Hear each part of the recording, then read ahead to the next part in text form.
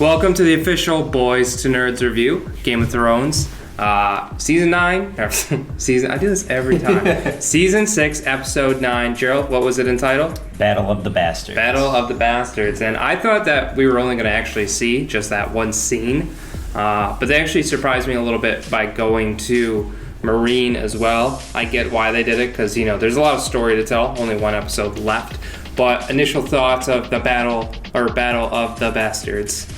Steve, Gerald with me as always. I'm being a crappy host today. I thought it was a really solid episode. Everybody is touting this to be the best episode that Game of Thrones has ever done, or one of the best. I would definitely put it up as one of the best. I think that it's a claim to be a lot better than it really was. Not necessarily for like quality of the show reasons, but more so for story reasons. Above anything else. But overall, I thought it was a great episode. Thoroughly enjoyed the entire thing. Yeah, I thought it was really exciting. Great battle scenes. Really great action. Yeah. It was really well done. So I was really happy with this. The one thing I do kind of consider myself as one of the people that would put this up with one of the best episodes of all time, if not the best. And the reason why I say that is because it's a medieval show. You expect there to be battles, you expect there to be fights, and it's not necessarily what we've gotten in the past. I look to Season 1 as an example. Do you remember how Tyrion was getting ready to go do that battle, and then he got hit in the head, and we didn't get to see it, and we're like, are you kidding me? Mm-hmm. Season 2, we got the Blackwater, which was good, not great, and then Season 4, we've gotten Hardhome, and now this is the battle that Game of Thrones have been wanting. This is, you know, the episode that we've needed to kind of secure it as a concrete wow. You know what I mean? All this storytelling is actually paying off now. Right, and one thing that I don't necessarily know if this is a good comparison, but this is the way that I compared it in my mind, is that all growing up, one of my favorite battle scenes of all time was the beginning battle scene in Gladiator. And the way that they set this up almost to be very similar in that way when it comes to it's kind of the time period a little bit, the way that the two armies were kind of there, and how it all started. And I loved that. It was shot very similar. The color and just the setting and everything was great. I loved that battle scene. I mean, I think the battling was cool. We got to definitely see, you know, what we expect from Ramsay Bolton baiting Jon Snow in. You know, Sansa being like, you don't know him, like, I know him. And of course, Jon fell for the trap. I think we all knew Rickon was not going to survive. But I did think he would have one line in the goddamn show. Just like Ollie earlier in the season did not have one line in this season, but he was in 3 episodes. Yeah, that's so true. Anyway, we knew that was going to happen. So we've officially lost 2 Stark children now, Robb Stark, Rickon Stark. So male bloodline on the Starks is done. Just saying. Bran. Yeah, that's true. Oh, yeah. But you can't really. I don't know. Can he? We don't. These are things we don't know. I don't know how that works. But you know, so I was kind of speculating that it wasn't Shaggy Dog at the beginning. That it was actually like a ruse by the Umbers. I was wrong. And I get why they did it, because we're running on episodes here. We really got to start getting it going. But the action was cool. I mean, I know they chalked it up to a lot of it being luck. Like, just the way they shot it. It was just chaos upon chaos. Jon Snow going to kill somebody, but then having that person getting killed immediately before him. But with the fact of him charging solo and, like, their archers, like, shooting... The one things I will say about the battle that, yes, it is a lot of luck, but it kind of got to the point where it was just, like, unbelievable that Jon Snow didn't take, like, little to no damage. Like, no arrows, nothing. Like, the biggest threat of him was him being, like, strangled and suffocating, but, like, nothing. And I'm just like, well, it's a battle scene. You expect him to take some licks. And I kind of dislike that main character non-vulnerability to the point where they're unkillable. Mm-hmm. But I mean, give him a wound, give him something that, you know what I mean?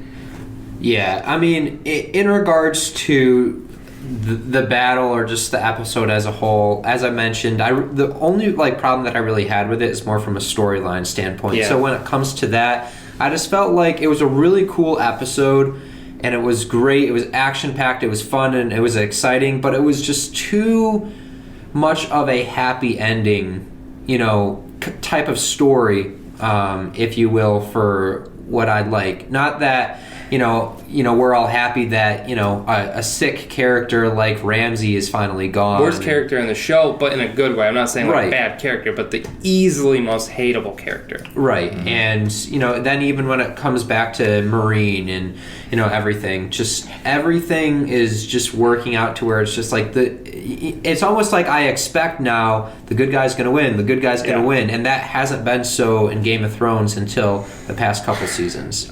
It's very kind of like a poetic end, like Sansa got her revenge. It reminds me of earlier last season when Brienne killed Stannis. Like, that's not something I mean, we haven't seen that in the books yet, so we don't know how it's going to play out. I just don't see it playing out like that. My biggest complaint for the episode were two things, and I'm not picking it apart. I love the episode. This was an awesome episode. But I just as critiquing it, I do have two small things. Number one, where was Ghost? Not saying wasn't in the budget. Not saying Ghost would have survived, but I'm just saying, where was he? And that's my biggest complaint with Ghost as a wolf is all the other wolves have been there for their owners, and Ghost just kind of does his own thing and is needed randomly when necessary. So that's my biggest one. And my other biggest complaint is, you remember when they were like setting up on each side and they all had all the Frey banners, or not Frey, but the Bolton banners, and then all of a sudden there's all these goddamn Stark banners. Where did they come from? Like, they don't have Winterfell anymore. Like, did they just sew these up overnight? Like, Sansa sewed them. She's quit. She did make that dress, but or that coat for them. But where did they come from? Have they been hoarding? I don't know. That's me just nitpicking. But overall, I mean, I don't really see them doing Ramsay's death any other way. The whole dog thing has been his whole mantra, feeding babies to dogs, feeding his dead girlfriend to dogs, having the dog, Reek or Theon, sleep with the dog. So I found it fine. I didn't dislike how they did that at all. I liked that. Had they cut away, though, I would have been livid, because I was going to be like, are you kidding me? But actually then biting his face off was pretty cool. I mean, we all knew he was done. As soon as it was called the Battle of the Bastards, we're like, all right, this is apparently Ramsay's last episode, because Jon Snow is, if not the main character, one of the top two. And I think it really showcased the two main characters with Daenerys and Jon Snow in this episode. Well, you mentioned Daenerys there again, so obviously we've all kind of said our thoughts on the actual battle between the bastards. Now, what did you guys think of the Marine situation? It's very typical Daenerys, of where no matter what obstacles in her way, she's going to easily get out of it. And I just thought, okay, she gets there, they have this meeting with the Masters. Obviously, they've just been throwing fire cannonballs at the city all night long for probably 15 hours at this point. Yeah. They meet with the Masters, and then they go to talk. They talk for 30 seconds, and guess what? She gets on her dragons and flies away again. How does she stay? That's my biggest complaint about that, is how the hell does she stay on the dragon? Like, I know she's like grabbing onto scales and stuff, but you think she would like develop like a harness or something, like get some How to Train Your Dragon, like something. Like, she's gonna fall. Like, I'm just waiting for it. I don't know. I thought it was cool because that's the first time we actually got to see her ride a dragon and cause chaos with it. I still think it's lame. You know me. Daenerys is my least favorite character in the show. So, I'm just going to sit here and pick it apart. It's fine. I didn't hate it. I hated the fact more that she was Batman last episode and just showed up out of nowhere than this. But, Gerald, what'd you think? I thought it was good. I mean, now she has her ships now, too, so... Yeah, I wasn't expecting them to get there this episode. I thought it would be next week. Do you think they're all going to join together, everyone in the North, the Brotherhood Without Banners, Sandor Clegane, the Hound, Arya, and Daenerys? Do you think they're all going to meet inevitably in the North, and the last stand's going to happen at the Wall against the Walkers? How do you think it's going to play out? I don't know. We don't really hit... Our only villains now are the White Walkers. Ramsay's gone. Yeah. Joffrey's gone. Well, there's still the High Sparrow. And Cersei. You can consider them villains. Yeah. And that's going to be resolved in the finale. No doubt in my mind. Well, I think that as Daenerys comes to Westeros, there's going to be new villains that weren't villains before. I just feel like I feel like this war has literally decimated this country. Like, there's nobody left. Like, there's like 5,000 people left to rule. Like, even this battle, like, they were like trying to get anybody to join them, and there's just nobody in the north. There's nobody in the Vale. There's nobody left. Dorne is the only populated ones because they did not get involved in the war because they're like an independent nation. Still don't know how that works. I don't know how they have princes there, but it's whatever. But overall, season finale, obviously the highest barrel. Any big death predictions? Loras Tyrell, maybe? I don't know. I mean, I feel like there has to be somebody. I wasn't expecting the Marine situation to really resolve itself until this episode, so I don't really know what else there is to do other than focus on King's Landing. Yeah, that I agree. Like that, Arya, and that's it.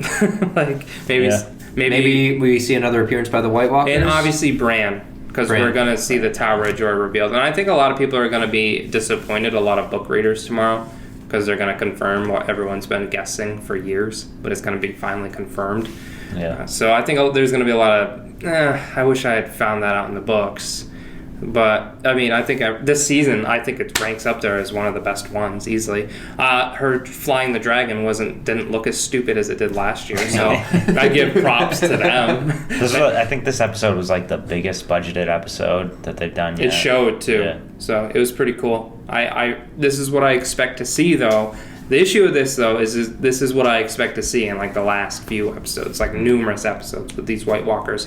If you've taken 6 years, 7 years of my life to get to this last thing, it better be worth it. Mm-hmm. You know what I mean? Any last thoughts, opinions before next week's season finale, which we will be back? Maybe we'll have a special guest to kind of talk about it. You know, we don't know. We'll figure it out. Any last opinions, thoughts? 2 things. Totally called 1-1 the Giant dying. Oh, no. And then, how do you think next week is going to end? Usually we end with Daenerys. It's going to be Daenerys. Every season has ended with Daenerys other than, like, one. Yeah. And it was, like, Arya sailing to Braavos. Is it going to be her loading up all her ships and heading to Westeros? Do you think that's where they're going to go? Yeah. Yeah. Well, I think Melisandre's going to die next episode, by the way, too. Oh, okay. No doubt in my mind. Because why would they spend so much time of him? I'm actually a little... We kind of glossed over. I'm a little disappointed with the lack of characters dying last episode. They needed to kill off either Davos or Tormund. One of the two. And neither of them died. Neither of them. Like, what the hell? It was just the villains that got killed off, I'm telling you. Tormund needed to die. Like, he came close. I thought he was going to die. It's kind of not believable that the only 3 main characters in the battle survived. But anyway. I like Tormund a lot. I do too, but... See, going back to Davos, though, quickly, I didn't know if Davos... How does he know that it was the Red Woman, though? How does he not know that it was the Because Boleyns? it's her religion to, like, burn people alive. He's witnessed it before, so... I mean, but then at the same time, so it's the Boltons. I mean... They don't burn people alive, they flay people. Like, and then they set them on fire after crucifying them upside down. I think that was just for this battle. I think that's that was what's on their flags. That was for dramatic effect. Is it? I don't think it's on fire, is it? No, just a flayed man upside down. Oh, okay. Well, this has been Game of Thrones review for season 9. Shut up, Steve. We don't care anymore about your stupid thoughts. Make sure you check out the season finale. We'll be back. Thanks for tuning in. Check out the YouTube channel, the Facebook, anything else that we're on. We look forward to talking to you guys soon. Bye.